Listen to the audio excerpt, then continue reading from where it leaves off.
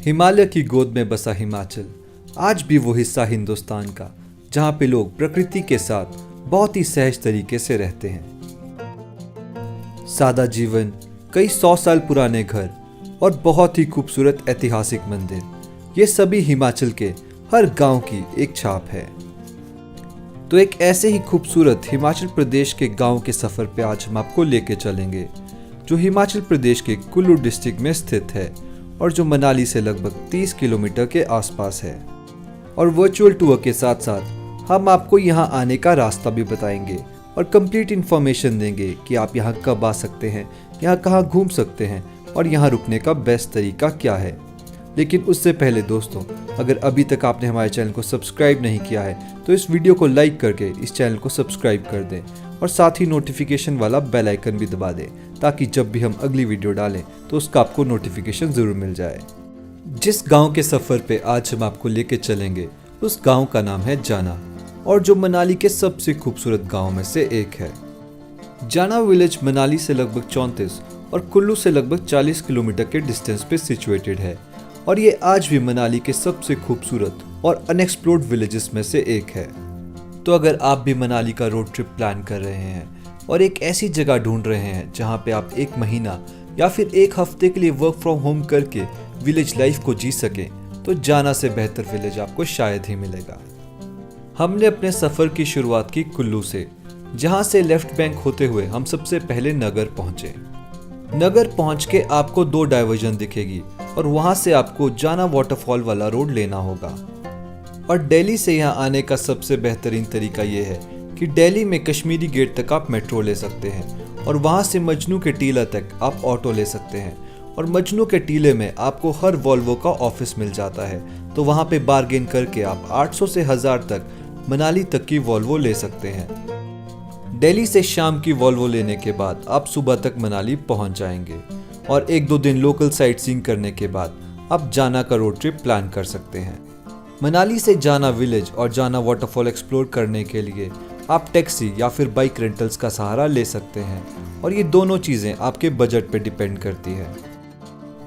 आधे घंटे की ड्राइव के बाद हम भी फाइनली जाना पहुंच गए और जाना विलेज को एक्सप्लोर करने से पहले हमने जाना वाटरफॉल को एक्सप्लोर करने का सोचा।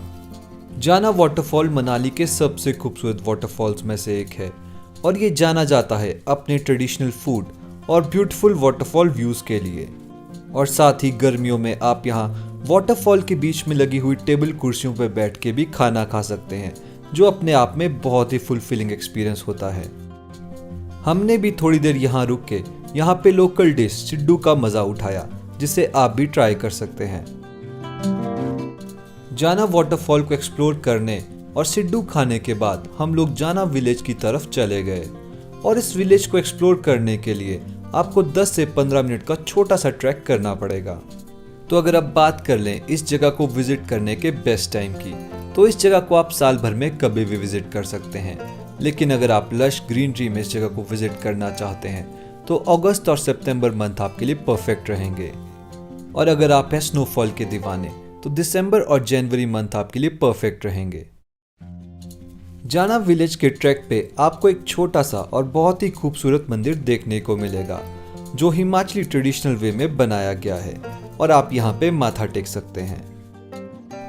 और एक और चीज़ जो हम आपको बताना चाहते हैं, अगर आप भी कुल्लू मनाली का रोड ट्रिप प्लान कर रहे हैं और यहाँ के ब्यूटीफुल अनएक्सप्लोर्ड होम स्टेज में रहना चाहते हैं जहाँ पे आपको ऑथेंटिक कुल्लू मनाली का फील मिल सके, तो आप हमें इंस्टाग्राम पे DM कर सकते हैं।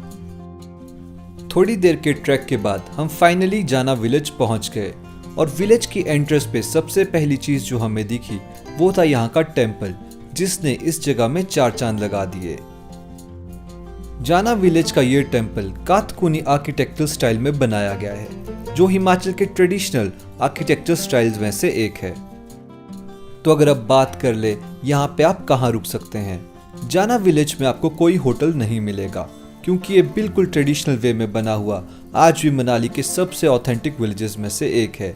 तो यहाँ पे आपको सिर्फ होम स्टेज ही मिलेंगे। मंदिर को एक्सप्लोर करने के बाद हम विलेज को एक्सप्लोर करने के लिए निकल गए और जब हम विलेज को एक्सप्लोर कर रहे थे तो एक चीज़ जो हमने हर घर में कॉमन देखी कि हर घर के नीचे बहुत सा घास और बहुत सी लकड़ियाँ इकट्ठी की हुई थी। और जब हमने यहाँ के लोकल लोगों से पूछा तो उन्होंने हमें बताया कि सर्दियों में जब यहाँ बहुत ज़्यादा बर्फ़ पड़ जाती है तब वो इन्हीं लकड़ियों के सहारे अपना सर्दियों का टाइम काटते हैं। इस गांव में ज़्यादातर घर लकड़ी और चक्के से बनाए गए हैं।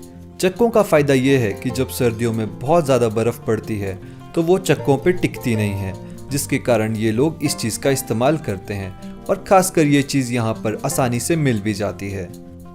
हमने ये रोड ट्रिप दिसंबर 5 के आसपास किया था और उस टाइम यहाँ पे बहुत भारी बारिश लगी हुई थी, लेकिन उस टाइम यहाँ बर्फ़ नहीं पड़ी थी। लेकिन अगर आप दिसंबर लास्ट या फिर दिसंबर 25 के आसपास यहाँ विजिट करते हैं तो 50% चांसेस है कि आपको यहाँ पे बर्फबारी देखने को मिलेगी।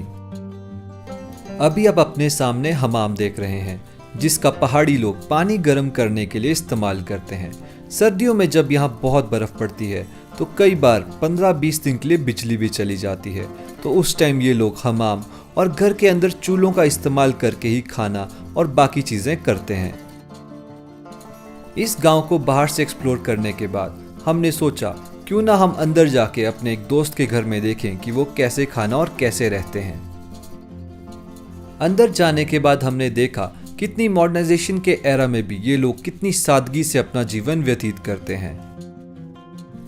और जितनी सादगी से ये लोग अपना जीवन बिताते हैं उतनी ही ज़्यादा सादगी इन लोगों के दिल में है। और इन्होंने हमारे लिए वहाँ पे छल्ली की रोटी बना के हम लोगों को वहीं पे खिलाई। थोड़ी देर वहाँ खाना खाने के बाद और आराम करने के बाद हम फिर से विलेज की तरफ बाहर आ गए, जहाँ से हमने विलेज को एक्सप्लोर करना फिर से शुरू कर दिया। हमसे अक्सर बहुत से लोग पूछते हैं कि मनाली आने के लिए कितने दिन काफ़ी होंगे। तो अगर सही मायनों में कहा जाए तो मनाली के लिए 1 महीना भी कम है, क्योंकि यहाँ पे बहुत ही ज़्यादा जगह हैं एक्सप्लोर करने के लिए।